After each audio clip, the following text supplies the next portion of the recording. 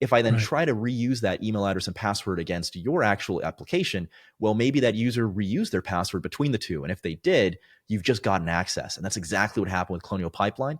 The adversaries, once they got access, they moved laterally around the environment, but they never got access to anything more important than Colonial Pipeline's billing system. Colonial Pipeline made the business decision to turn off the pipeline. They could have left it on.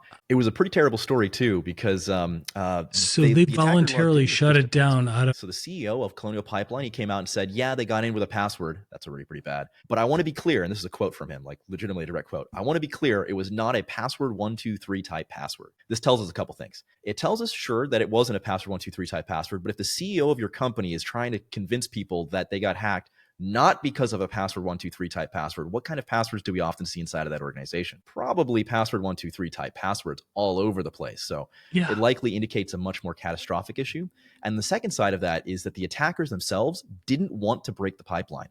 They got into the billing system and they were doing a run-of-the-mill ransomware attack. They got paid in Bitcoin, but then they realized that this was turning into a geopolitical hot potato, and they left the ransomware payment in a US-based Bitcoin wallet as opposed to exfiltrating it outside of the country, because they were thinking, It can be Department of traced to Justice for them the United eventually. States, you have this one, have your win. We don't want to go to jail because we're not going to go to jail for some piddly, $5 million in Bitcoin.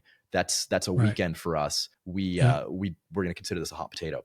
And so the DOJ came out and they said, look, this is proof that crime doesn't pay. Beware, hackers, we got the money back. But that is just straight up propaganda from the part of the DOJ. The attackers willfully left it in a US-based Bitcoin wallet because they didn't expect Colonial Pipeline to go nuclear on themselves, but Colonial did.